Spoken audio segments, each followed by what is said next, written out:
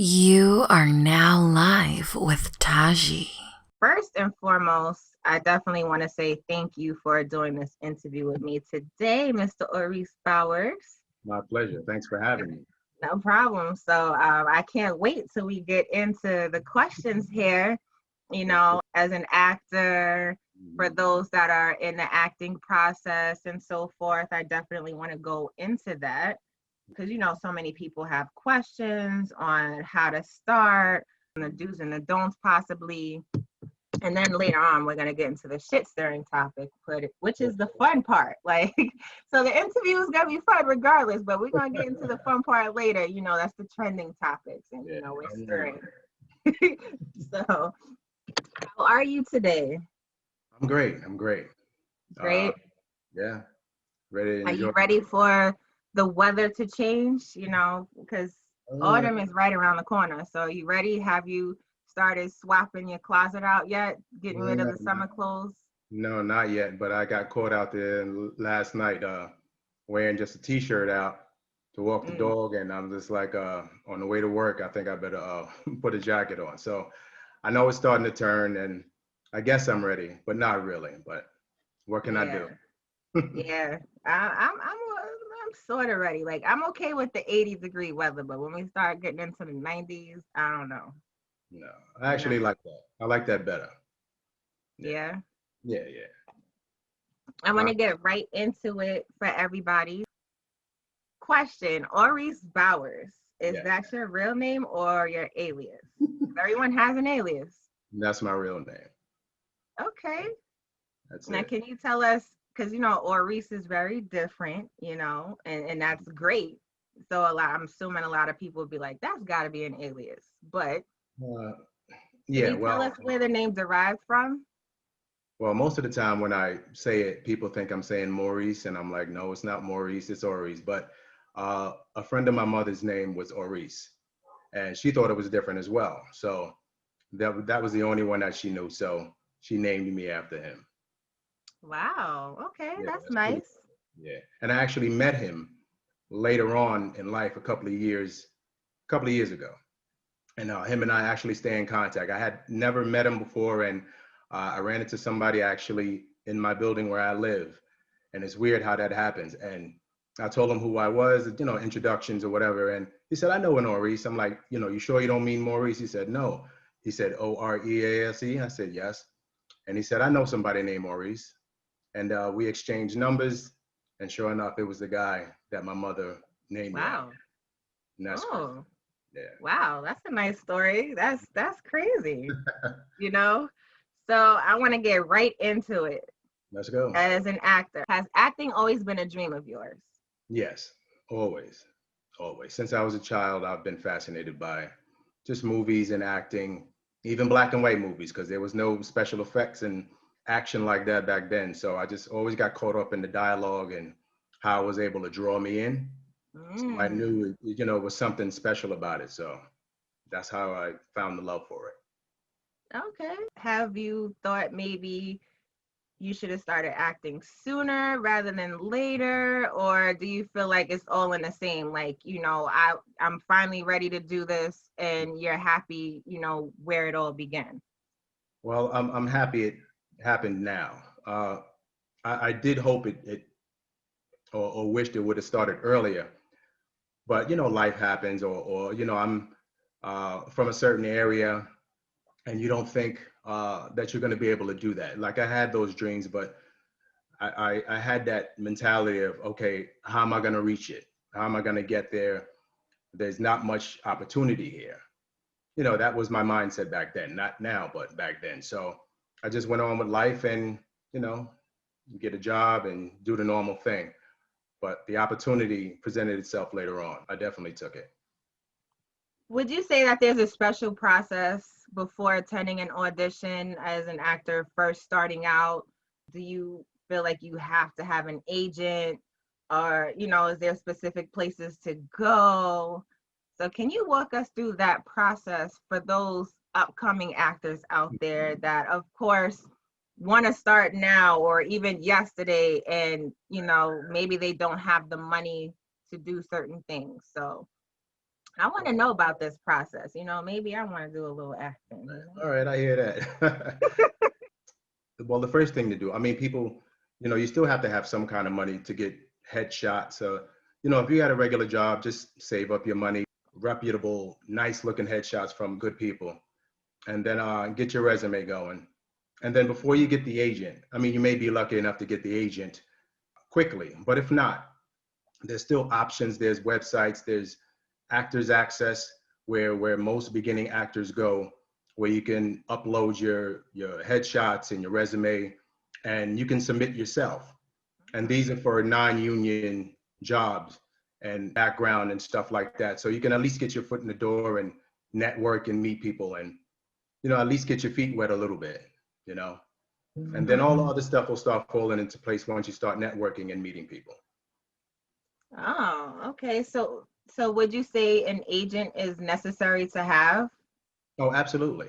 Later on, when it starts getting into those meaty roles, when you want more than what you're getting, more than background, more than, whatever it is, they have access to lists of productions and things that Actors Access doesn't have, or just going at it alone, doesn't have. So the best thing to do is go with them. They do the submitting. They have the relationships with the casting directors and things like that. So they're able to get you these auditions for them. So it's different. Is there like, of course, networking is always the great way. And, with networking, you might meet an agent, or someone may refer you to an agent. Right. Is that how an agent comes? Or what is a way to find one, just in case you don't meet people that can say, you know what, this is the agency to go to? Like, what's a great way to find an agent? All right. Well, what works for me, I got mine a different way, but most people, like here in New York, there's a place called Actors Connection. And you can go there and take classes, do meet and greets. And what you do is you sign up for a class. Maybe it's, let's say, $100. And then, when you tell them who you are, you submit, your headshot and all that stuff. Then they send you sides. Sides means dialogue to practice. So you come in there and then you perform in front of the class. But everybody else there is doing the same thing because they put in for the class. And then you have reps from the industry, casting directors and agents come to visit to see new talent. And then if they like what they see, then they'll talk to you on the side, or they also critique you and tell you what you could have done better during that session. So it's very important to take classes and find meet and greet places. Don't just take classes. Try to do both, meet and greets and classes. Wow. Yeah. That was some great advice right there. Thank you for that. You're welcome. And also, performing in front of everyone, that's gotta be nerve-wracking. Even though we're all, let's just say we're all here for the same thing, but then it's kind of like, in school when you have a project, and it's just like, okay, well, you need to get in front of the class and perform, tell us about yourself and what you did. I guess that part of school actually helped out. It prepared us for things like this. Yeah, absolutely. So speaking of which, how was it for you at your first audition? I'm sure it was nerve-wracking, but how did it go at your first audition? What was your process like? Well, I didn't really have a process yet, but I know when I get an audition, I immediately get into the audition. Like I can't think about anything else. So I can go through my day, I can go to work, I can, walk around the house, do what I'm doing, but I'm always going over the dialogue in my head and I'm practicing, because I don't like just having the paper or referring to the paper. I want to know most of it. I want to know the character and I want to be who I'm going to be. So that being said, that part I have down. I had no problem. But then getting there, and then that camera comes on when your first audition, then you're kind of like, I didn't freeze because I'm not really camera shy, but I did get asked to slate. Slate means name, height, where you're from. I'm located in New York or whatever. I'm represented by such and such agency, but I didn't know the lingo yet. So I felt kind of embarrassed a little bit because he said slate for me. And I said, what? And he's like, Right. you know what slate is? I said, no. And then he told me what it was. And I felt so bad because to be at the age that I was, because I started in my 40s, to Okay. be that age and not know it, it made me feel a certain way. So I said, from now on, I have to make sure I'm on point and I find out all I need to find out. I haven't had that problem since. Wow. I mean, we all start somewhere, you know, and I'm sure, and then like myself, sometimes you go to a networking event and people throw lingo at you. Right. And depending on, you know, the vibe of the person, you can be like, I don't know what that is. But sometimes they're aggressive in a way where you can't say you don't know what that means. But Right.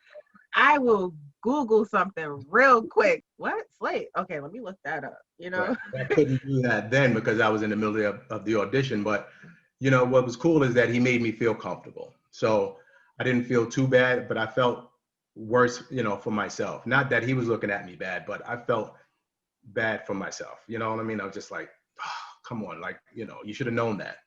Yeah, but you know, it happens. And even if you know, our brains are, you know, set up differently over time. Yeah. And I'll forget things, you know, and you can have experience and still forget certain meanings. So how did you land your first gig? I had a acting teacher, Okay. coach. Her name is Wendy McKenzie. Okay, hey Wendy McKenzie. Wendy McKenzie. Her niece is actually Naturi Norton from Power. Oh, okay.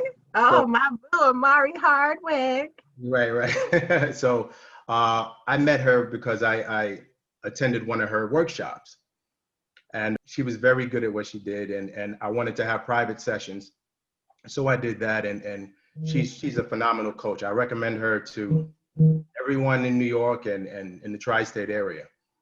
But so I had this audition where I had to pretend or get a phone call that my daughter had been killed. Ooh. And I had no dialogue. I had to just react. So I got this maybe 2:00 in the afternoon from my agent, and she said, you have until 5:00 to do it. And, you know, there's no dialogue. So I was like, oh man. So I started panicking. I'm just like, who am I going to get? So I called Wendy up and I told her the situation. She happened to be in Brooklyn at the time, but she comes from Jersey. So she really, you know, she usually does it in Jersey. So she happened to be in Brooklyn, and I went there and she coached me on how, you know, I should react or whatever. And I can also cry on cue too. So that helped. Oh yeah. What? Wait, so you don't need onions? No, nothing at all. Nothing at all. I can just start doing it. I don't even have to think about anything. I can just cry. Oh my gosh, you have some great tear ducts. Yeah, they're very cooperative. But yeah, so she pretended to be the cop that called me. Okay. Was telling me about my daughter, and I reacted, and I just started improvising off the top of my head, just started talking and saying I couldn't believe how, you know, this happened. I just talked to her. It couldn't be, you got to be mistaken. And I just kept on, and Oh, wow. and then I just broke down, and that was it. And I sent it in to my agent, and she was just like, what is this? She was just like, wow. She said, how did you do that? I was just like, I just did it. And then she sent it to NBC actually. And it was shifted around. It was sent to this person and to that person and to this person, all in the same network. And then she told me that maybe the next day, she said, they want you for the role. They liked it. And I was so congrats. I mean, that's a great feeling, I'm sure. Did you instantly start smiling so hard where your cheeks start hurting, or did your heart drop? Of course, both of them at the same time.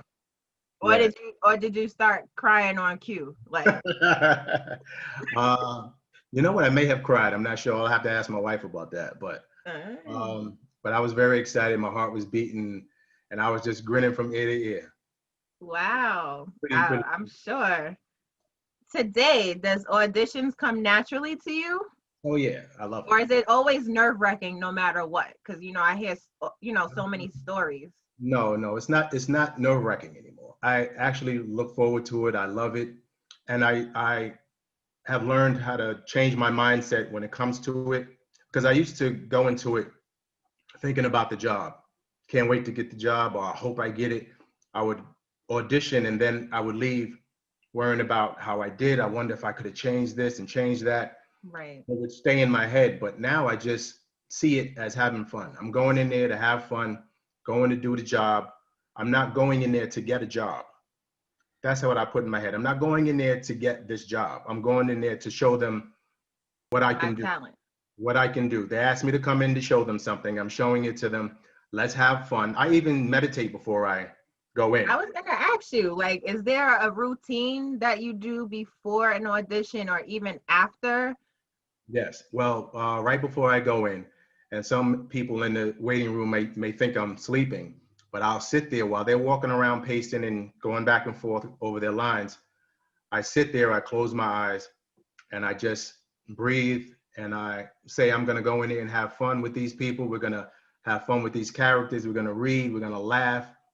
If I screw up, we're going to laugh about that too. And I leave it there. And I said, after that, I let it go. And that's what I do. And that relieves so much of the pressure that I go in there so comfortable. I mean, I get anxious, but it's not the nervousness of being scared. I like auditioning and I like attacking and trying new characters out. So I like that part of it. And that is what excites me. So that's what I do. That's how I approach it. And it doesn't bother me. I love it. I love it. So what would you, I mean, I'm sure there is no preference, right? But what is easier for you? And this may be a weird question for anyone listening. Would you rather have an audition where there is dialogue or no dialogue? That's a good question. It depends, because sometimes I'd rather the improv because I don't have to study. I can just go off the top, and I'm good at that as well. Like I think pretty quickly on my feet. So I don't mind the improv. Just say, here's the situation. This is how the guy is, feeling. Go. So I just go. But also I like the dialogue because I want to know how the character feels about it, what he's saying also, not just what the situation is, but what he's trying to convey, what he's trying to say. So it's a little bit of both. Kind of depends on the role. So speaking of auditions and getting gigs, I know what you've been. I've seen you in Orange is the New Black. You had to get my girl Danielle. You know what I mean? Oh, man, I felt bad about that though. I felt really bad. You know what I mean? Because she's such a nice girl in person too. So I was just like, damn, I got to take you. And we were talking on the side too. Right. Between the takes, and I'm just like, damn, I got to take you down this long road, the hardest road, longest road of your life. And she's just like, oh yeah, I know. But we got to put these faces on, and you got to be professional. I'm just like, don't hold it against me though. Yeah. So you've been in some TV shows. Yeah, some really great ones. Yeah, I can imagine, being alongside celebrity actors, as they say. Mm-hmm. And I'm sure the experience was you like, okay, I'm going in this ready, or were you really like nervous, like, oh man, I'm gonna be acting in front of celebrities right now? That part was nerve-wracking, even more than the auditions are, because I'm acting in front of people that I've watched on television prior to me starting, my acting career. So I had crazy butterflies each time, but I'm also good under pressure. So always nail it. I mean, I'm sure there's going to be times where I have some bloopers, and I'm just like, we all get them. Yeah, I'll do my little Porky Pig thing, bleep, but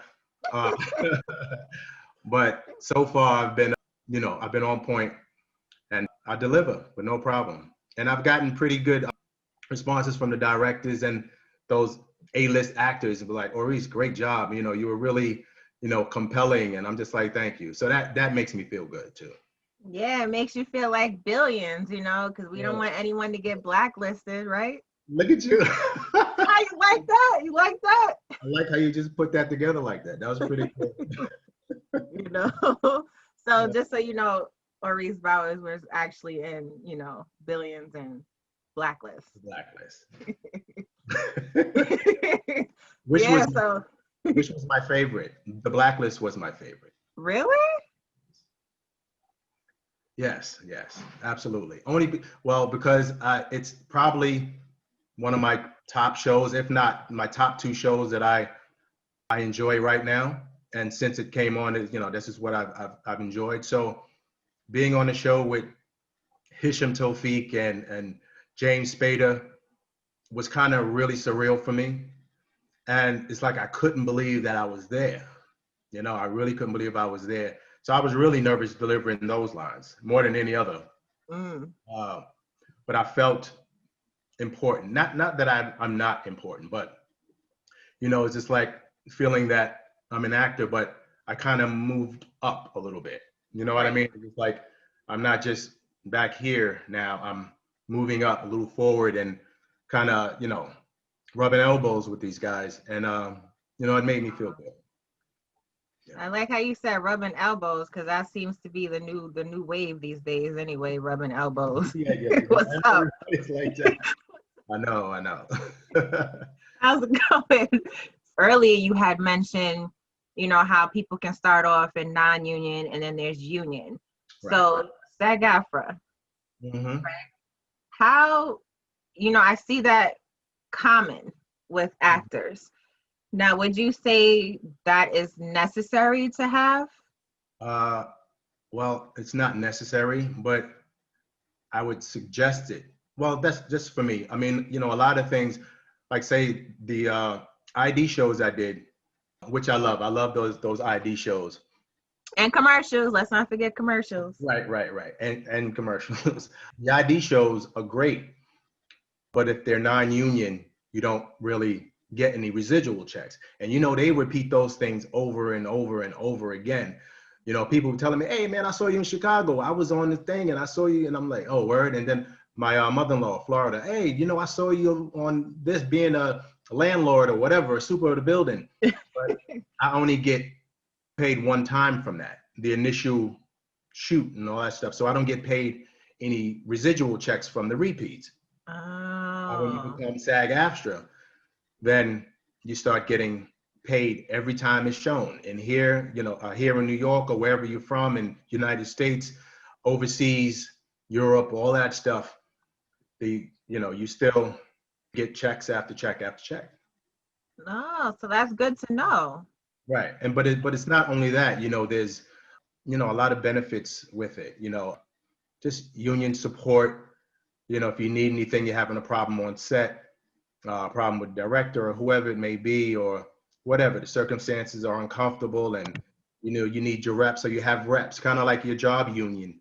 You know, if there's an issue, you have somebody to come rep for you and, you know, help you out and support you. So that's the good thing about SAG-AFTRA. You know, they have pension plans and all that stuff. So it definitely has its perks. So I would definitely say shoot for that after you've set certain amount of shows up for yourself, and you know, you're doing pretty decent work.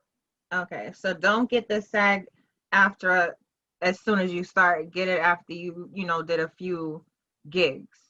Right. Well, you won't be able to get it until you've booked at least 3 SAG jobs. Okay. So, I mean, you can be eligible after maybe 1 SAG job or maybe 2, but I suggest that you wait so you can do both union and non-union, because once you become SAG, you can't do non-union. But when you're non-union, you can do SAG jobs and non-union. Oh, okay. Right. So you can do. What happens if you are union? Can you kind of sneak and do a non-union, or they'll know? Like you can, but if they find out, then there's a problem. And then there's a problem. Right. Oh. I'm not gonna say what they do because I don't know, because I ain't doing it. Okay. You need to But I box. mean, there's always that rebel out there, like, ain't nothing Oh, it's gonna happen done. to me. People do it. People definitely do it. SAG is a good way to go. Although you're eligible, after 3 jobs, you should. It's mandatory after a while. But after the first one SAG job, you should wait so you can build your credits up. You still want to build your resume. You know, Right. and Right. you want to build your resume and gain experience. So you gaining experience with the non-union jobs, in the lingo, you're on set, you know how to do this, to stand here, take direction, and things like that. So you want to learn all of that stuff beforehand. So when you are SAG, you'll be kind of seasoned in that. You know what I mean? Is that the lingo? Just SAG? No SAG. Nobody says SAG after like I did. Well, It's you just don't have to say SAG. the whole thing. Uh, Oh, okay. that, Sorry. I'm not an actor. I didn't know. no, I'm so sorry. well, I'm So just but SAG. I'm just shortening it. I'm just shortening Okay. it up. But Okay. the SAG-AFTRA is for everybody. It's for the actors, for the radio personalities, for TV. Yes, like newscasters and things like that. So it's for everybody. So that's why they added the AFTRA on it. Gotcha. Because Thank SAG you. was just Screen Actors Guild for Right. just actors, and now they just added everybody else. Oh, so you're trying to say the actors were first and everybody else, including me, just is an Don't add-on. don't start no trouble. Don't start. I am not. I'm don't get me to playing. say, I'm don't playing. get me to say anything. So with the SAG after, right? Right. I'm gonna just say SAG like you. With That's fine. SAG, it's That's fine. something you do have to pay for, correct? Do you have to pay it all at once? Do they, allow you to do a payment plan? You can pay in installments, payment plan. Okay, You that's can good because to know, it's especially like, a lot of people out there unemployed, not collecting unemployment and so forth. It's good to know. Some people may not have that right right. away. You Right. know, Absolutely. Yeah. During my whole time, while I was acting and I have my day job, I would put away a little bit at a time because I knew I was going to be SAG. I didn't care how long it took, but I wanted to be ready. So when I knew when I was going to do it, I could just give them the money with no problem. So, and that's what I did. nice. Yeah. So back to your acting Yes. aspect on things, right? Because that's Mm. what we hear about. Talk about Orease Bowers. I want to know more about you. Okay. So tell us, is there a difference behind the scenes with a TV show versus a commercial? Because I've been behind the scenes before. You have your Mm. hair, your makeup, you're practicing, and then you wait to be called. You Same thing. know, it's Same. the same for both. Yeah. I love hair and makeup, by the way. I mean, I know I have no hair, but I love the attention of getting my stuff done and sitting there. It's just it's a nice feeling. It's a nice feeling. And then the wardrobe stylist too, right? You get, hey, Yeah. this is what you're wearing. Oh yeah. I love it. I love all of it. I love even sitting in the trailer waiting. Sometimes you're waiting 6, 7 hours and you're just in the trailer. You're getting your food and you're relaxing and I'm on my phone and doing other stuff, but that's part of it. But I love it all. Doesn't matter. Yeah. I'm sure that process sometimes waiting can be annoying to anybody. Sometimes it's the takes, I guess. Right. How Right. was that feeling for you when you got the take one, take two, take three? It doesn't bother me. You know what? I'm so, I guess I have such a love for it that it doesn't really bother me. I know it's going to be a lot of takes because they do a lot of angle shots. Like they'll shoot you, from the front, then they'll have somebody, then they'll do it from the back the second time, then maybe the side. So I know it's going to be a lot of takes. And sometimes you may do something or say something and the director may direct you to say it a certain way or to look over a certain way or something like that. So there's a lot of things that dictate why there's so many takes. Right, You know what I mean? But right. or there might be noise in the background or somebody didn't move the right way or whatever. So Yeah. that's what it is. With the whole set, I can imagine like the person that holds, the lighting and Or that everything. I'm mic. like, how do they do that all day? Like, I thought the same thing. The holding that mic over your head while you're trying to talk, Right. it looks See, so you uncomfortable. don't get. I would be. I know. I'm like, poor guy, because I know that his arms got to be killing him right now. Listen, I mean, well, you're a trainer, so you know what Yeah, exercises is needed for that, you right? know it all day, all day. Would it be the pull-ups or the push-ups? That's right. What you mean? Like for the arms, like you know. Uh, probably a lot of shoulder work, a lot of just shoulders, raises, things like that. You know, those kind of exercises, pushing overhead, Wow. because it strengthens your shoulder because you're going to be holding the mic up. So you need to have this strong as possible. Wow. So that's good to know. Mm-hmm. Do you want to tell us your best experience being an actor versus worst experience? I mean, don't shout out any names or anything No, like no, that, no. but Well, Blacklist is the best so far. The best time, the most excitement for me because I was such a fan of the show and the role I played as well. So that was my best experience. oh, what role did you play? What role did you play? Well, the SWAT commander. Oh shoot. Yeah, it was great. It was great. You know, I got to say what I wanted to say. I got to jump out and this big old SUV with a big old AK-47, and I was just like, wow. I was just like, that's what I'm talking about. So when you're a kid and you have these dreams of being an actor, and then you get to do something like that. I mean, when I was actually doing the scene, I've told quite a few people this. I jumped out of the van when they said action, and I spun around, and I felt like I was, The Rock or somebody, or Rambo jumping out. I had this gun, and on the way to what I was gonna do, I was saying in my head, I can't believe I'm doing this. Can't believe I'm doing this. Can't believe I'm doing this. Inside my head, I was just like, oh, you know what I mean? So that was very, very surreal for me. Wow. Yeah. Wow, I can imagine. You see my cheeks, I'm like feeling it with you because I can imagine like, oh my God, this is happening. Yeah, that's how This is really happening. My heart was pumping and the adrenaline was going, and oh man. Oh man. My Okay. first experience, I haven't had one.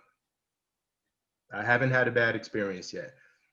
I've had some good food, boy. Them craft services on set, boy. That food is, boy. If you don't train, or if you're not a trainer on a nice little regimen, you can gain some weight because they got some food on them sets. No joke. They do.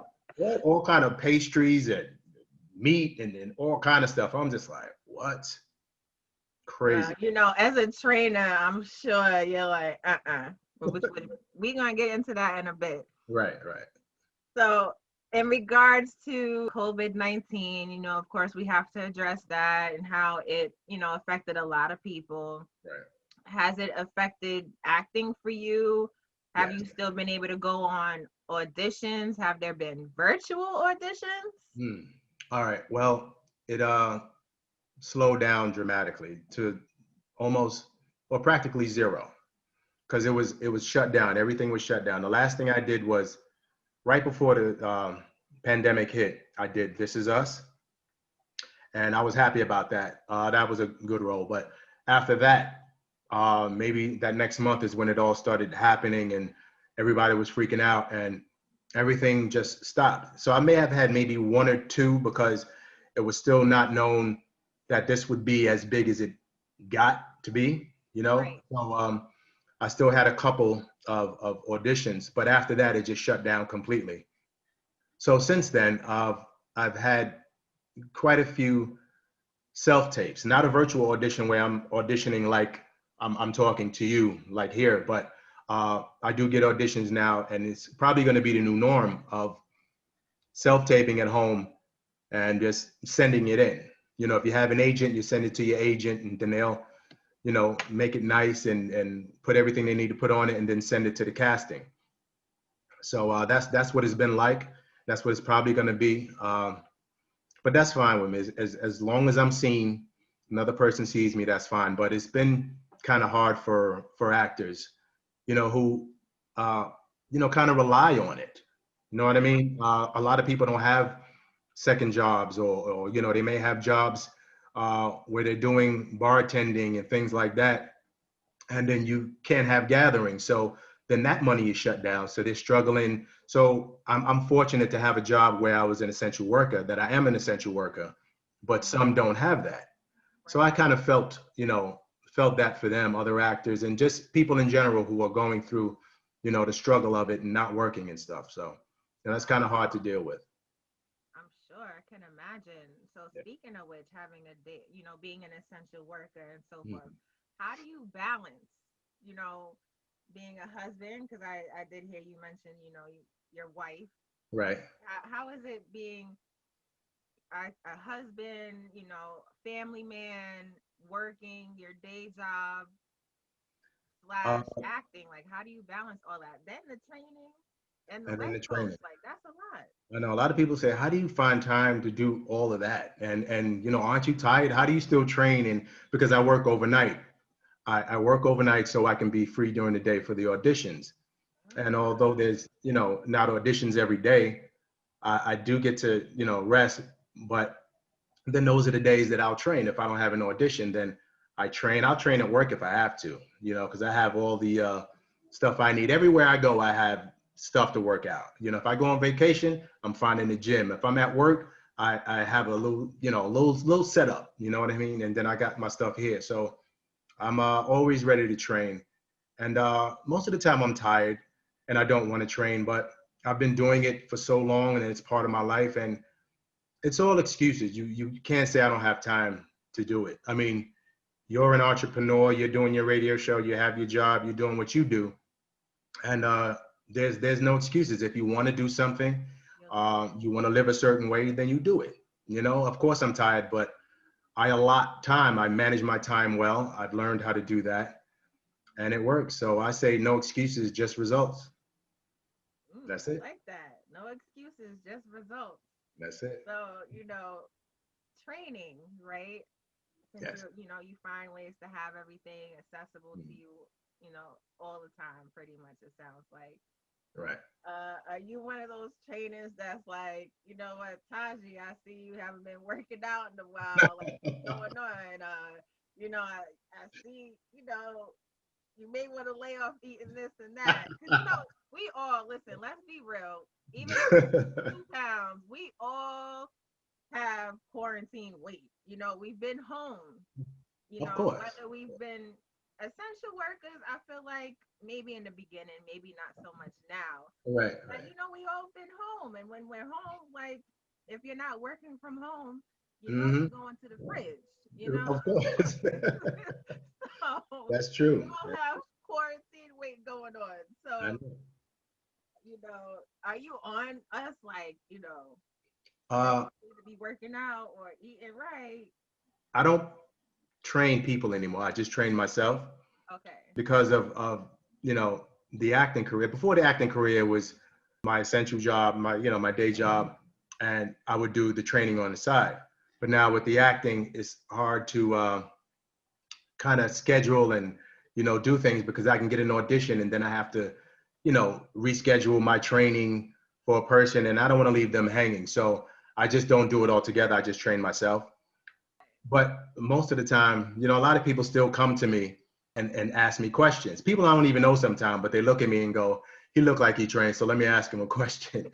You know, but if we're cool like that, and you know, we have a good rapport, I'll be like, yo, lay off them snacks, chill out a little bit, because you're putting on a pound because you done already told me I can do that. So that's what I do. Right, right. Normally I won't do that because I'm considerate of people's feelings. So I don't do that normally. That's good. You know, there's people that, you know, don't know you and you know, in general, and they'll just tell you you shouldn't be eating that. You Right, shouldn't be doing this, you shouldn't be doing that. And it's like, right. uh, thanks, but like, you know, what am I supposed to do? Just take this and just put it in the garbage? Like, I say enjoy it and get rid of it after that, and the rest of it, discard it and start fresh. You oh, okay. know, I mean, COVID has been, you know, hasn't been good to a lot of people, and you know, they're feeling the effects of it. But I say, listen, take it slow, day at a time. Don't try to just crash diet and stop eating carbs and stop doing this and cutting sugar. You know, a lot of people make the mistake of cutting out sugar or things like that they were doing, soda, all that stuff they do, and do it cold turkey. Right. That's a recipe for disaster, because most people are going to go back to it because it was such a drastic change. You can't just cold turkey it. So I would say just gradually start back, you know, have a good meal, and then have a little bit of your junk, and then just gradually pull away from junk. And then it'll start, you know, start shifting a little bit. But then still, you know, work out. A lot of people, since they're home, home is their comfort. So Right. most of the time they don't want to work out at home. You know, it's just like, I'm in my bed, B. Like, I'm not getting up to work out. It out like. Right, right, right. Yeah, so a lot of people don't want to do that. But listen, it's your mindset. And say, listen, I know the gyms are not open now.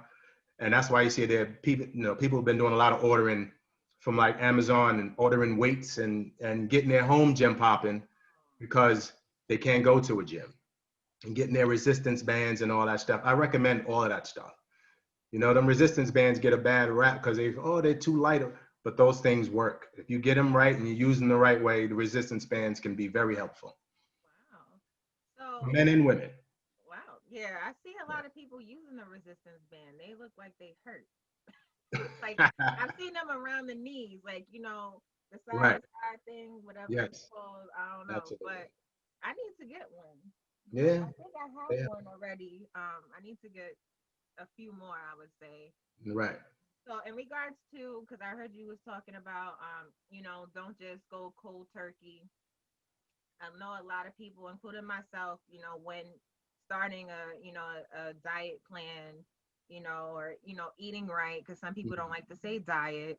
Right. Um, Right. would you say that it's good to start at the beginning of the week, start fresh, like a Sunday or a Monday? Or you know what, if you want to start now, like tomorrow. Like if I say, you know what, I need to start working out, I need to start eating better, I'm gonna start. Would you suggest, you know what, do that tomorrow? Eat what you want to do today, start tomorrow, or you know what, start fresh on Sunday or Monday?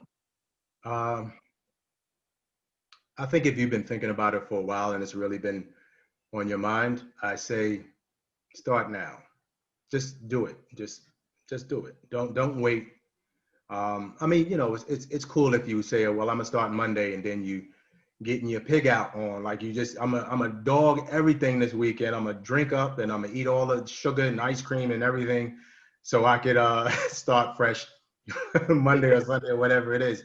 But you only have right now. You know what I mean? You're not promised tomorrow or whatever. Yesterday's gone. So do it right now. So make this the day that you say, all right, when I wake up in the morning, this is what I'm going to do. Set an intention that this is what I'm going to do. When I get up, I'm going to do this and do that. And then just get it going. Oh, okay. Yeah. So you suggest eating right and working out is a good thing to do, Yes. Yes. right? Absolutely. I say most of the time people want to lose weight first and do their cardio and then build muscle, do the weight training. I say do it at the same time. Okay. It works faster, it's more efficient. And, because if you lose weight, then all the weight you're going to lose is going to, your skin is going to droop. You're going to be, Mm-hmm. soft, so your, skin's going to be soft. There's going to be no muscle tone. So I suggest.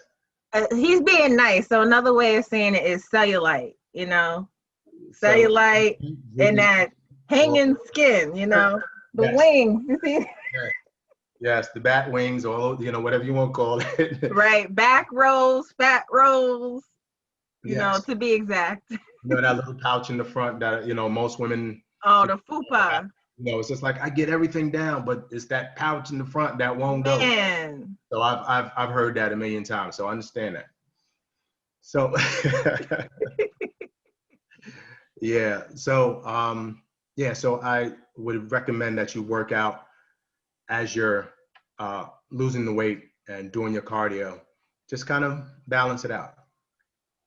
Okay. And also the cardio, a lot of people do cardio to warm up, Right. and they do the training. Right. Say the opposite, because when you get on the treadmill or the elliptical afterwards, you burn more fat. That, Oh, yes, thanks yes, for the tip. Because, yes. Most, when I was in my workout regimen, because, at some point I did lose a lot of weight and I stuck to eating right and working out, I was doing a treadmill first because I always felt like the cardio had to be first. And I would be on it for half an hour, then go to the bike right. and the elliptical and stuff at Mm, Planet Fitness. And then I would go downstairs and do everything else. right. So, in other words, it's better to do everything else, like that 30-minute section, they call it. Right, right. And that's for those that's been to Planet Fitness. You guys know what I'm talking about. and then go and do the cardio part last. Yes, yes. I mean, it's okay if you do it first, but I'm saying it would be more efficient for your body if you do it afterwards. Got The it. fat burning process lasts longer for more hours after your training when you do that way. Okay. Now, what about the eating regimens? Would it be good to have like 3 meals a day and then like maybe one snack, or like 6 little portions? Because I've heard both. Well, I used to do the 6 little portions, and they were fine for me for a long time. Uh, but then they kind of stopped working for me. I mean, plateaued on it over the years, I guess. Your body gets used to everything. So sometimes you gotta mix it up a little bit and kind of shock your body. But I think for, everybody's an individual and everybody's body makeup is different. So there's no one set thing. It's gonna always, to me, be trial and error and see what works for you. Right now, I'm at a point where I do my intermittent fasting, where I fast for 16 hours and I eat for 8. But the,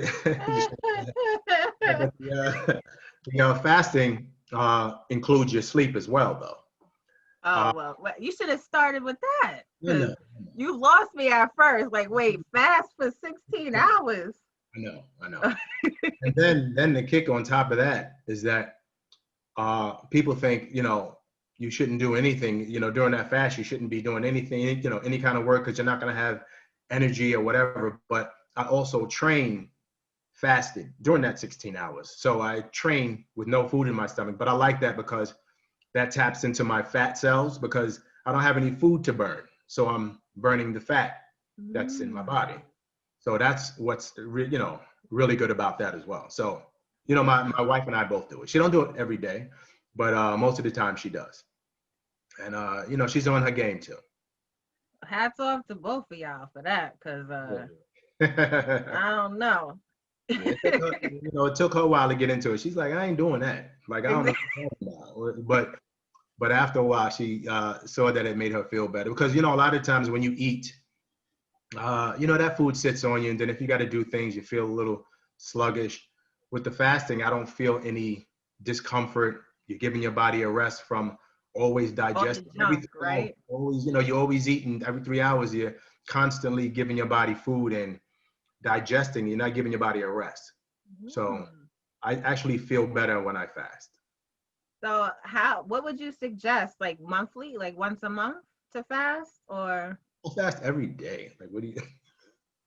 No, all right. 5 days out of the week I fast. But I mean, all right, but start off slow. It's not for everybody. It's also a process. It's a slow process.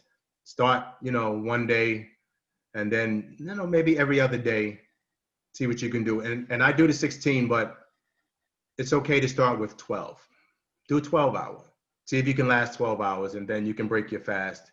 And fasting means no calories. I mean, you can have water and black coffee if you can stand black coffee, or green tea, but with no milk, no sugar, nothing. And this will help, keep the hunger away. So no pasta.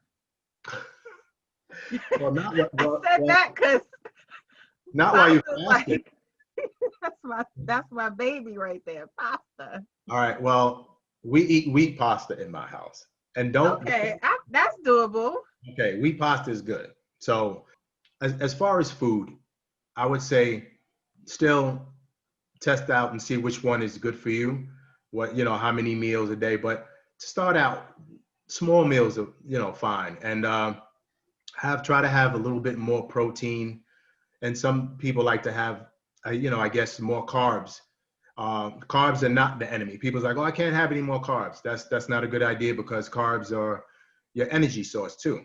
It's Right. just white carbs. See, I don't have any white rice, white bread, white pasta.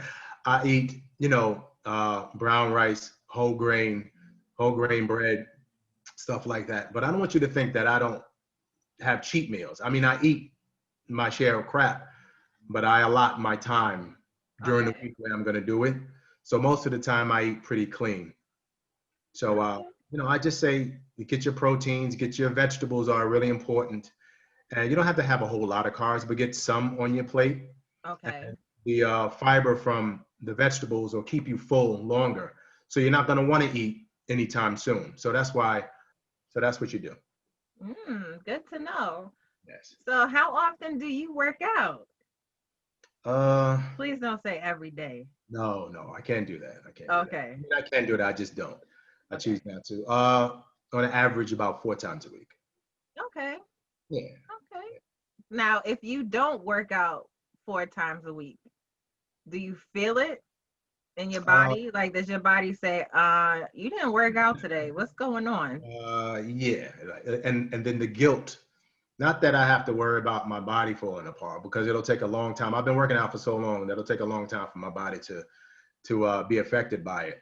But I enjoy it so much. The way you feel, releases those endorphins and, those things when you work out. It's like, oh, I don't want to work out. But once you do it and that blood starts going and you're sweating, you feel like you did something. You know what I mean? I mean, everybody can attest to that. Anybody who's worked out, even if you're struggling or if you're overweight, you really feel better, normally feel better when you, after you work out. So there's times where I'll take a break. Maybe once a year I do, like I'll take off 2 weeks. It don't have to be 2 weeks in a row, but I'll just give my body a complete rest from training, because just like your digestive, system, you got to give your body a break from always training and pulling and doing all of that. Right. That's a lot. So they can recuperate. And then when you start back up, your body usually responds quicker, because it's like, yes, I wanted this. I've been missing this. Right. I'm back at this. Thank you, God. Yes. Yes. And then you feel, re-energized because you took that break. Because sometimes you can get a burnout too from it. You know what I mean? Right. So what would be, because everyone, I'm not going to say everyone, most people have, music as motivation when working out, right? So what would you say, if you are one of those people, what would be your like top 3 favorite songs you like to listen to that get you all, yeah, yeah. Some people need that get up and go to, Right. hip hop music or dance music or something like that.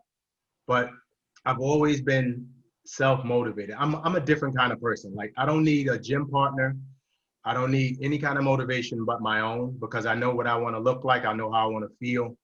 So I don't need anything. I mean, I play music because I enjoy it, but it doesn't have to be anything fast or upbeat. It can be the slowest record you ever heard. You'd be like, what? But if I like it, then it can go in my ear while I'm training. I can be doing the craziest workout and it could be the slowest music that you ever want to hear, but it doesn't matter to me. As long as I like the music, then I can train, because I'm self-motivated.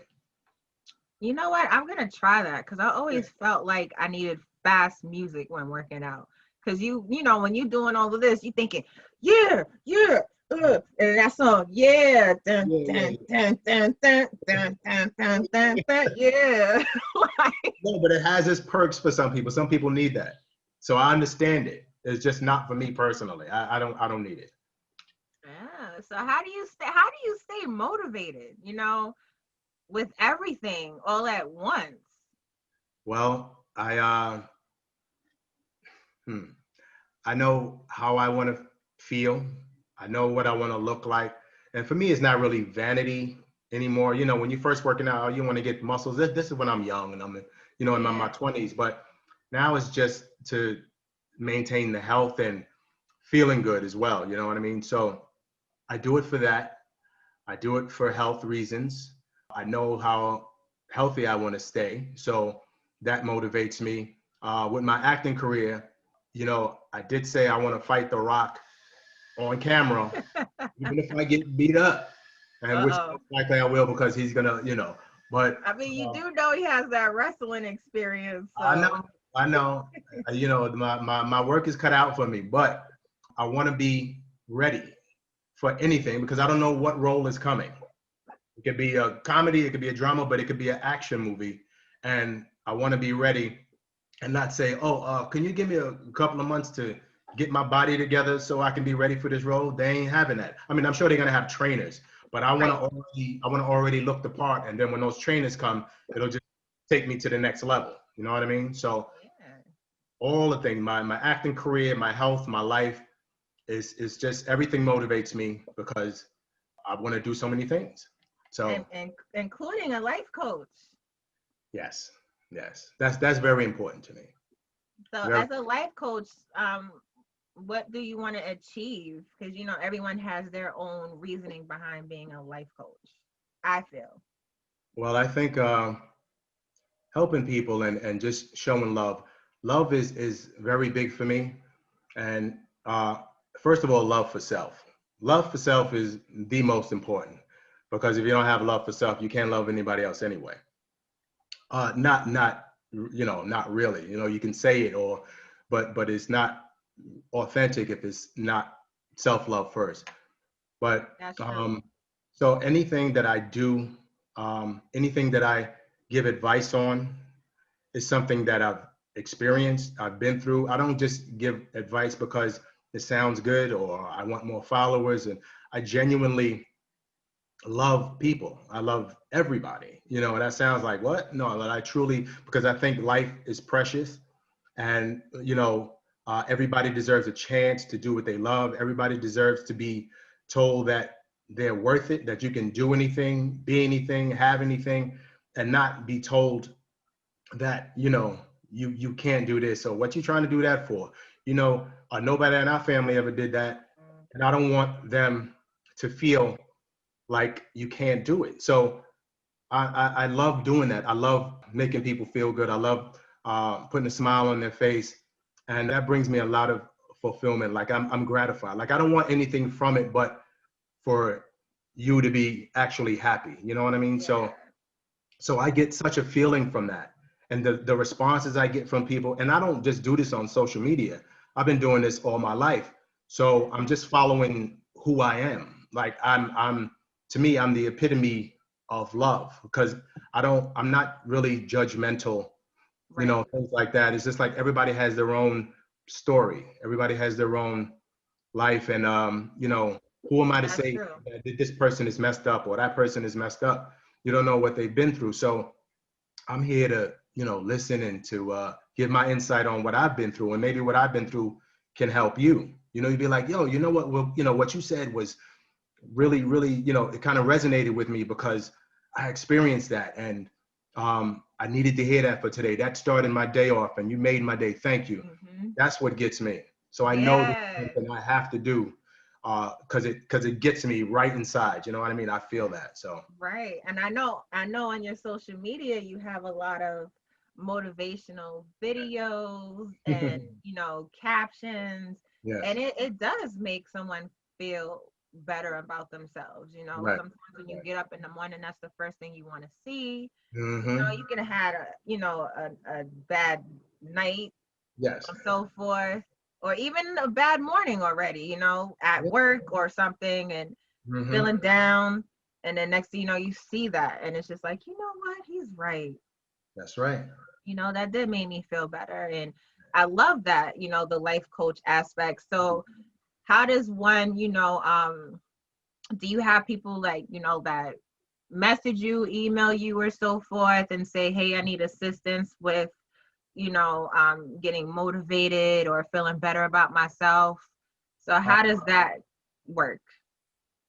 Usually through, you know, the social media. They'll actually say it on the post, or sometimes they'll DM me and thank me and you know, they may say what they're going through, and they'll come to me and they'll be kind of apprehensive a little bit and be like, oh, I'm sorry, and you know, I don't mean to bother you, but what you said really meant a lot to me, and do you mind, you know, telling me what I should do, or what do you think is appropriate, and blah blah blah. And I don't always have the answers, but I can give them something that they can at least take a look at and try to work on. Because sometimes, you know, a lot of times people may blame someone else, or you know, they treat me this way and treating them that way. But I also let them know you got to do your inner work, meaning go inside, you know, and that's why I love meditation. I do it every day. And, you know, you got to take some time. And I encourage people to, before they start their day. And what I do, you know, I can only say what I do. What I do is before I get out of the bed, I don't put my feet on the floor until I've said, you know, my gratitude and my thanks for life, for opening my eyes, for breathing, you know, the whole thing. And then I set an intention. Oh, I go back and I think about the day before, or, you know, before I went to bed. And it's like, how was my day? I'm saying this to myself. And did I do anything I wanted to do with this situation? Could I have reacted differently or responded, you know, a certain way? And if I can punch holes in what I did, then I will try to work on it for the next time that may happen. Because you may have a person at work who you just presses your buttons all the time. And they know they get you. So they keep doing it. So if you switch that around on them, and then you stop reacting, and they know they can't get you, they're eventually going to stop, even if it takes a while. Right. But what I do is set my intention in the bed and say, today I feel good. Today I'm going to feel good all day. I'm going to have a great time at work or wherever I'm going. No matter what happens, I'm going to respond this way and that way. And I'm going to show love, even to the people who get on my nerves. I'm going to be like, you know, well, you know what, that's your opinion. And, you know, that's cool, but I choose to feel this way. And I can guarantee you most of the time it's going to work. It may not work the first day, but if you keep hitting them with that, they're going to be like, you know what, it's not even worth it, because this dude or this girl is not responding the way they used to. Right. Then, you know, then they're going to cease to do it. And that gives you your power back. And see, that's what I want to do. I want to empower people to keep your own power, because you're in charge of your feelings, how you feel, what you should do, what you can and can't do. Nobody's in charge of that. So if you let people change how you feel about yourself, then you're giving them all the power.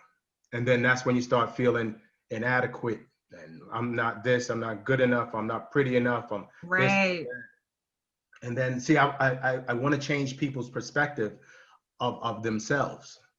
So that's what I want to do. I really want to do that for anything. You know, children as well. I love children. I have my own children. I have grandchildren, and I love children and old people. I mean, I love everybody in between. But for the children and the old people, you know, and there's so much I want to do when my platform is bigger, you know, as far as, you know, money and, you know, all that stuff. So I have some plans. I have some plans to expand this thing that I'm sure. I'm sure. And I'm going to be right there like. Yes, absolutely. You know, let's go. So what would you say is your favorite motivational quote? If you had to pick one. Oh, I'm ready with that one. Be comfortable in your own skin. That was simple. Yeah, because that leads to everything else. That leads to, I love myself. I can do anything. You know, let's do this, let's do that. You can't tell me anything. You can't say I can't do this. So what? I look like this. I'm comfortable being overweight. I'm comfortable being skinny. I'm good having these flaws and these imperfections, but your imperfections are, you know, as they say, you know, your superpower, because that makes you unique. Right. Nobody else has what you has. Nobody can act the way you act. You know, like even as an actor, I'm an actor, but everybody is going to do their version of what they want to do. You know what I mean? Or what the role is. So I'm never trying to be Denzel or anybody like that. I mean, I look up to those guys because I love their work, but I want to have my own identity, and nobody can take what you have because it's yours. You know what I mean? That's why I go into my auditions and I'm authentic because this is my interpretation. This is my rendition of the character. So, you know, be comfortable in your own skin and you can't lose. You cannot lose. That's dope. I like that. Be comfortable in your own skin. Y'all heard that?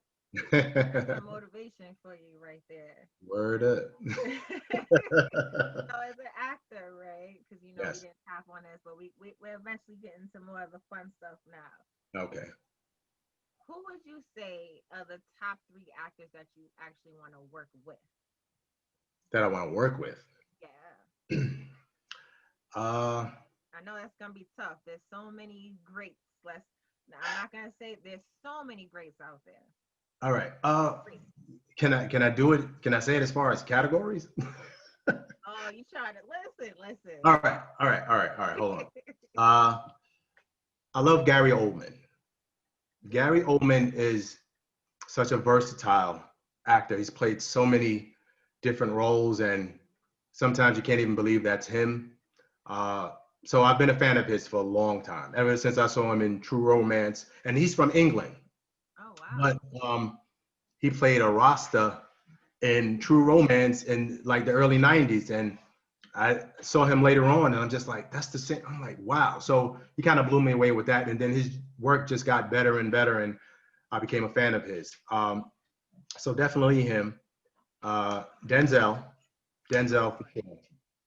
I'm a big Clint Eastwood fan. I love Dirty Harry and he makes great movies and I love him as a director. So I want to work with him because of his directing, but I'm a fan of his acting as well. You know what I mean? I'm a big fan of that. But right now, like what I said, as far as because I want to do action too. I'm a silly person that most people don't know that I'm silly, but I'm real silly. So I want to do all of those too. But I want to do action films. So I want to work with like The Rock because I want to do these kind of films. You know, I definitely want to fight him on. Jurassic Park kind Huh? of thing? Like the Jurassic Park with the Yes, whole. yes, all of that kind of stuff. Yes, where I'm jumping over stuff in the jungle and rolling on the ground and Right. you know, swinging from a vine down the mountain. All of that. I want to do all of that. So I would say, speaking of The Rock, right? Yeah. Because of, not to sway it, but I'm saying this more so. He started in wrestling, which he was like known to be serious and, muscular. And, I know like a lot of people may feel intimidated to you, but, to come to you because, you have that, like, business look, right? And you're muscular as well. Right. And I say that to say that, a person may seem, or look tough, but you are a person at the same time. You're very genuine, you're a sweetheart and so forth. And a lot of people feel like because you come off or you have a certain look that you can't, play certain parts. Right. And it was, it's crazy that he went from wrestling to acting, serious roles, but then later on, you get to see the family man part. He played the family man roles. I think it was the Tooth Fairy. Tooth Fairy and or something with being a fairy. Like, it's like it's crazy to see somebody's like soft side of things. And yeah, we know it's acting, but deep down inside, I just feel, I see that you guys could be a little similar when it comes to that, and you're very versatile. So it's to say that Orease Bowers, like, yeah, he's a trainer and he may have that look like, business, like, but he's a sweetheart and a genuine human being, very humble and so forth. So right. I'm not going to say any and everybody just go up and just have a conversation, in actuality, it all depends on what day we on. Let's be real. Right. Like, right. But he's one that you can send an email to or DM, and he'll get back to you. And he's a nice guy, so no worries. But I would love to see you play like a fairy or something as well. Boy, the way you said that, it don't sound as inviting as you said. I know Like, what you mean. you Yes, yes, I know, know what you mean. or even like a voiceover for a cartoon. Oh yeah. Oh well, voiceovers are already in the works.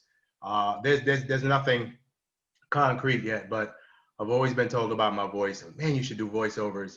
And Yeah. I could be the next Allstate guy. Yes, I definitely see that. I don't want to take it from him. After he retires, then I'll take it over. You know. Yeah, that I definitely do see that. But I mean, I definitely see different, aspects for you, movies, Animation. TVs, commercial, animation. Yes, I yes. definitely see that, Because I love that too, yes. I love creating that kind of stuff in the booth, different characters. And, I do a lot of writing too. So I write my own little characters here and there. So I got some things, going in the work. I'm always working. Even when I'm, during the pandemic and I wasn't working, one of my quotes is, even when you're not working, keep working. You know what I mean? This is like always do something to get better at your craft or something Mhm. that relates to it. You know what I mean? It could be reading a book, reading a script, whatever it is that would help you keep your tools sharpened. You know what I mean? Mm. So, So, what is your favorite movie of ooh, all time? all I right. know this is a toughie, but you can only choose one, not a category or nothing. You don't list just like we aren't allowed to have a lot of cheat days. You can't have a cheat answer. All right. All right. All right. Check this out, though. This is going to be a testament of who I am, though. Dun, dun, dun. All right. I'm a big fan of action movies, and I'm actually a softie too, because I like, my favorite romantic. I'm going to go into the movies. My favorite romantic movie is The Notebook. So I'm showing my Oh, soft that is side, good. right? But I love my action. I love horror and all that stuff. But my favorite movie, and this shows the actor in me, is Grease. Oh. I saw it in the movies when I was a kid, and it stayed with me. I had the soundtrack my uncle had in the house. I know every song. I'd be singing it, and I think that's why I like musicals. Like I like going to Broadway and seeing musicals. That kind of Oh. added to the actor in me. So, you put one of them bad boys on, you put one of them movies on like that, and I'm in there and I'm singing and I'm doing all that stuff, and that's what it is. I mean, most people wouldn't think that that was the movie I was gonna say, but that's my favorite movie. Because every time it's on, Wow. I can't turn. I can never turn from it. It's always good to give people the unexpected, Right, right. because they think they know you, but I they don't. know they didn't expect that one. They're like, what? Grease? What? So good Hey, though.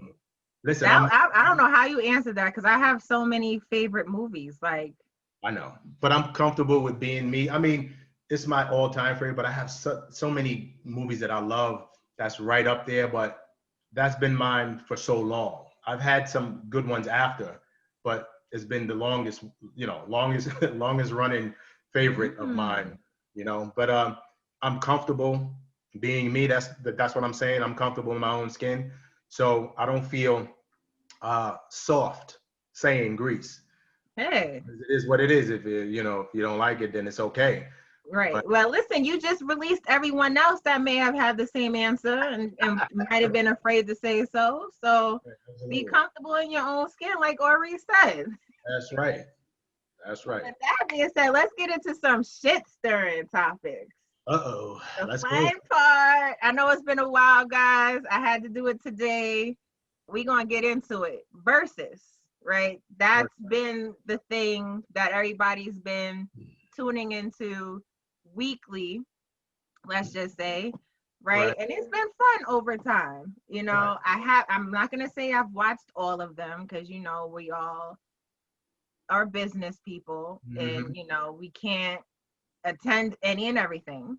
Right. So We have. versus, I mean, I've seen definitely the one with Bounty and Beanie. That had many views. I saw Erica Badu and Jill Scott.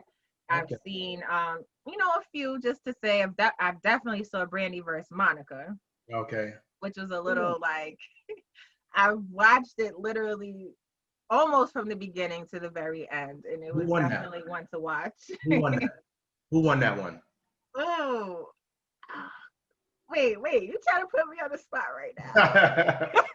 No, not who you thought was better. Who actually won that? Oh, I don't know. I don't think they usually put people on blast like that and say, 5-0 or 5-4, whatever. Well, they gotta have some kind of rating to say the verses. But all right, go ahead. Yeah. That was good. That was one to watch. It was a little awkward, I'll say, but it was definitely one to watch. So if you don't tune into Versus on Instagram Live, it's also on YouTube. Okay. And Apple TV. So recently, Patti LaBelle versus Gladys Knight came on, and I'm sure that was one. I was able to watch a little bit. I'm not gonna, fib and say I watched the whole thing. Right.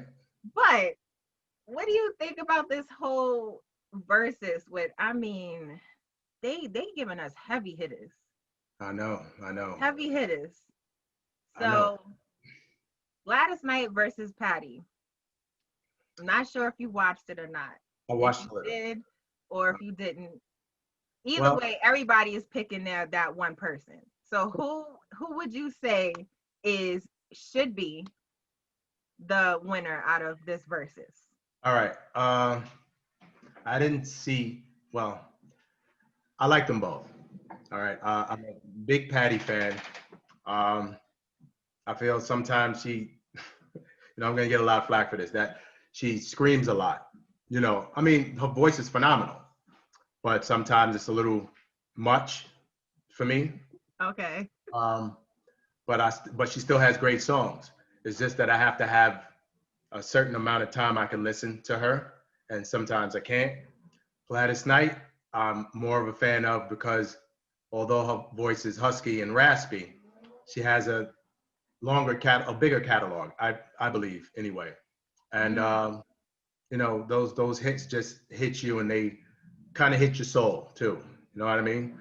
Well, I guess it's that Motown thing, that Motown sound that kind of gets in your system. So I'm going for Gladys. Sorry, Gladys is my pick. Oh wow, I would actually go. Love you, Patti. Anyway. I love them both. But I'm not gonna lie, I felt like Patti automatically won because she comes with the pies. Like, that's just how it goes. No way. Pies ain't got nothing to do with your voice. No way. Listen, those pies have something in them. That's all I have to say. Everything, huh? And but she has, like, her voice is very, very powerful. It really and is. It really is. They sound very different. And, I get it. Like Gladys, she's been in the game. She has more hits. She has more hits, yes. Patti has many hits. And Patti's like, everybody's like go-to. Like, that's Aunt Patti or that's Mama Patti. Like, You know what it is too? It's also her personality. She's very, right. You know what I mean? And she draws you in with that, and the way she talks, and, she smiles or whatever. And people love that live thing, when she get into it and she be getting down and then she be on the floor rolling and singing and screaming, and people get into that. Some people be so into it, like they feel in the Holy Ghost, and they just start getting up there and screaming with her. They so into it and they feel it. So I understand that part, but right. I don't know. But as far as hits, I think it's Gladys for me. Whatever. I know. She came a long way from, being in a group and then going solo. It's tough. It's tough, but they both did their thing. And in regards to verses, I am seeing, I like how they have their little storylines and then go into the songs. Mm-hmm. And then I also like the aspect when they have the DJ set up. Right. And it's just like, yo, let's go. Y'all got this. Let's go. And my thing, I would say, I don't know how at their age, like they're still wearing them high heels. Yeah. The Beatles. I didn't throw that in there. Go ahead. Yeah, the Beatles. Oh man, that would be one of verses to watch. But I believe the verses is more about our BLM. Yes. And but yeah, like if it eventually extended into something new, that would definitely be one to watch. Yeah. I'll be definitely So looking forward to that. speaking of which, since Yeah. you showed us the Beatles, let's say they were doing a versus. Who do you think they who could be up against them? Nobody. Well, that's just because I'm biased. I Because, know. that's it. As Mm, far as rock and roll, or just because it's usually, I'm noticing it's usually someone in that same that same genre that has at least 20 hits. maybe like the Rolling Stones. I think Yeah, would maybe probably the Rolling Stones. yeah, You know, somebody like that. Trying to think of anybody else that I don't think this would be the same genre. Of course, you can let me know if I'm wrong. What about U2? I don't know if No, it's right? the same genre. They still might be because it's rock, but then They have hits though. oh yeah. YouTube is That great. seems like a YouTube nice is mix. great. And I like what they stand for too. But just helping people, and they do concerts for aiding people. So that is always good for me. I love stuff like that. Mm, Yeah. that So definitely sounds interesting. yeah. I'm not sure if you've seen, or if anyone tuning in have seen Brewster's Millions with Richard Pryor. He is one Yes. of my very favorite actors, Right. comedians, And so comedians. forth. Right.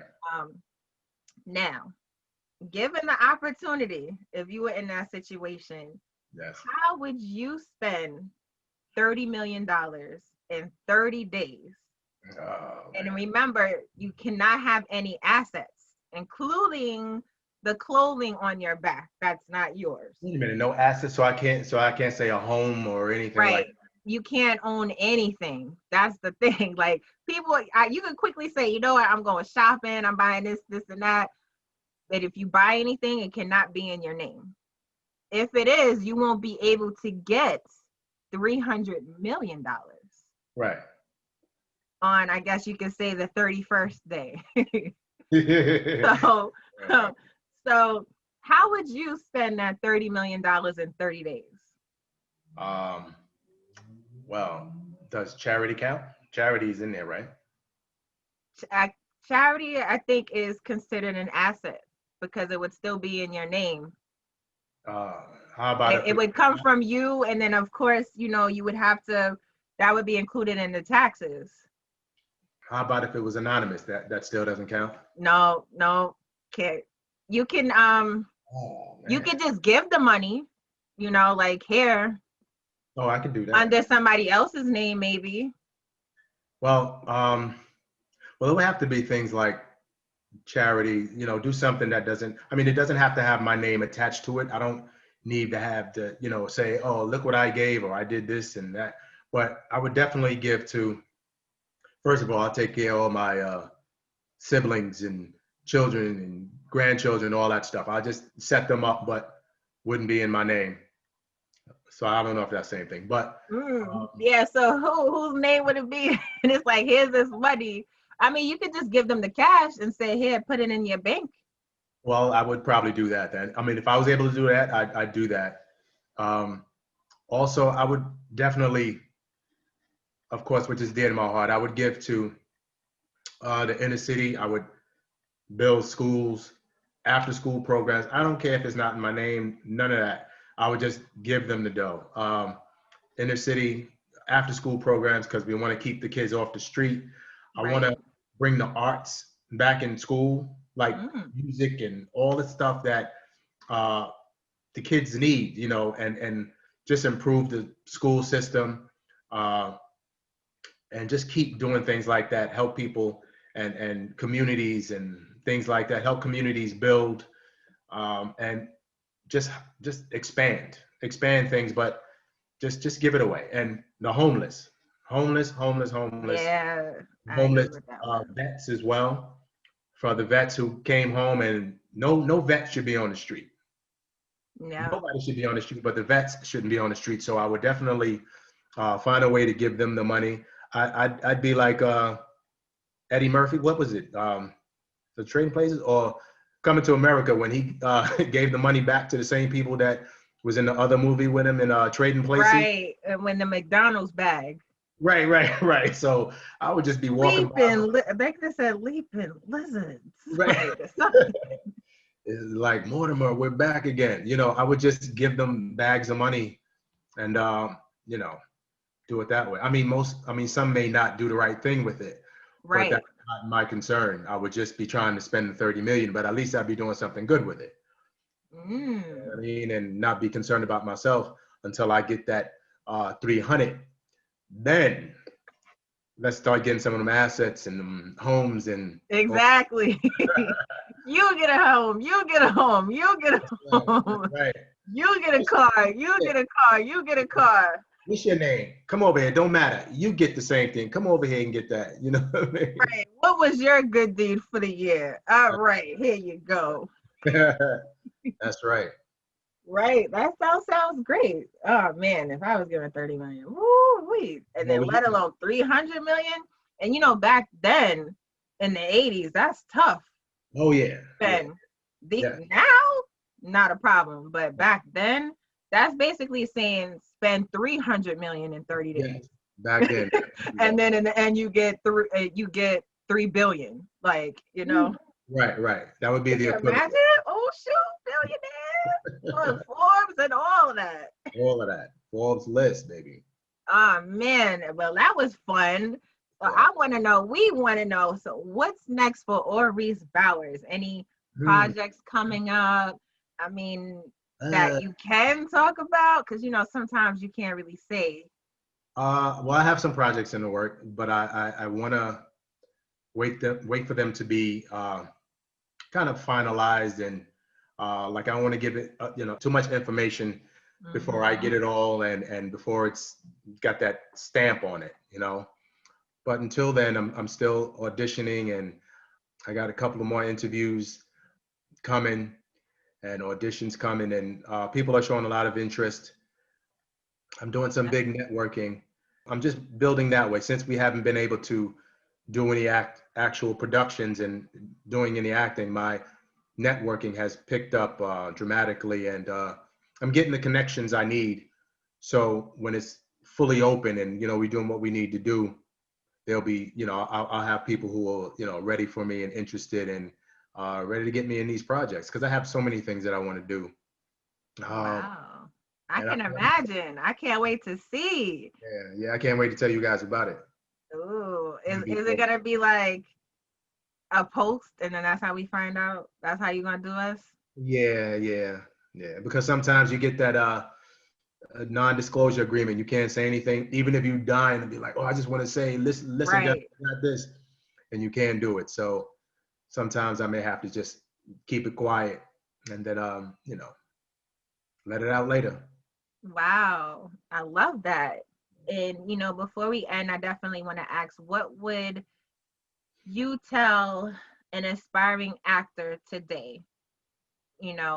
Especially during these trying times. Like, what would you do to tell them, like, to stay motivated? Don't be afraid to fail.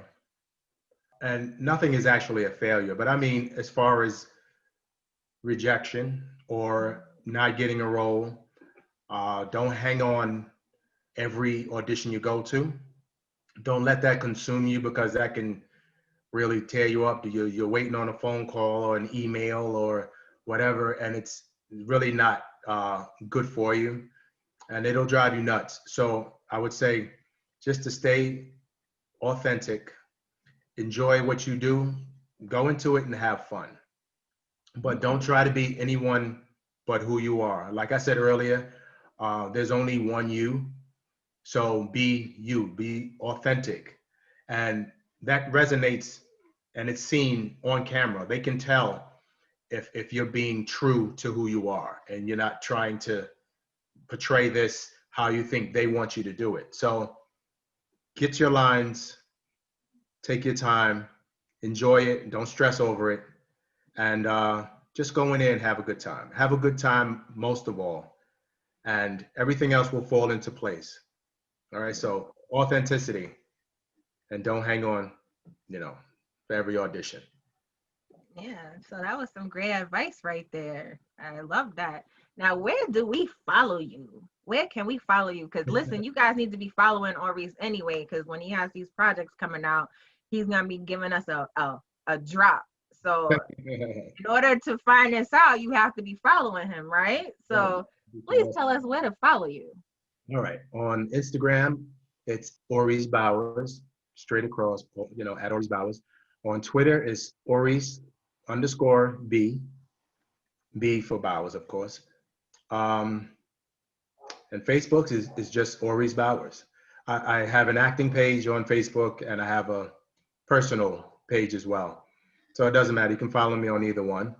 But if you're an actor, you can follow me on the acting page as well. So those are the platforms. Oh, I'm also on LinkedIn. If anybody's on LinkedIn, it's Orease Bowers as well. Yeah, and don't forget, you are Googleable. People can Google you, That's I right. hate saying Google. That's like go. I know. Yeah, I know. Right. People can Google you. So you put in Orease Bowers and he's gonna come up. That's right. That's right. You can see my body of work. You can see my videos, my words of wisdom, my motivational stuff. Bottom line is that I'm all about love, and love is the foundation of everything. Any and everything that you can think of, love is the basis. Because if you don't love it, then it's not going to work the way you want it to work. And it's just to gain or to do this, but you have to, there should be love for everything that you do. That's the only way to truly be, come across to everybody as an authentic person. So. Yes, and I appreciate that. And just for those that are listening in, just to emphasize, Orease is spelled Orease. Yes. Last name Bowers, Bowers, not Baugers. Right. Yes. Gotta emphasize that sometimes. It's not a Z on the end. It's not RZ, nothing like that. It's Bowers. Yes. So thank you so much for this, giving us great advice, inspiring actors, and the training advice as well, and life coach motivational quotes and then some. I definitely appreciate your time. And I can't wait to see what's next for you. Yes, I can't wait to share with you guys. Yes, TV, commercials, movies. Can't wait to see that. All of it. Voiceovers, I'll let you know what I'm the voice behind. I'll let you know all of that stuff. Mm-hmm. And in order for you guys to know, make sure you're following Orease Bowers. That's right. Thank you, guys. And I'm going to make sure, I'm going to be asking you, are you following Orease Bowers? I'm going to be that person. Good. That's right. Thank you very much, Taji. No problem. So thank you on coming on Live with Taji, and thank you guys for tuning in, and I will see you next time on all podcast platforms, that is. And if you need to book your interview with me, just follow me on Live with Taji, and there you go. So we're going to do peace and hair grease, y'all. Peace and. So y'all have a good one, and thanks again, Oris. All right, my pleasure. Take care, everyone. All right. Bye.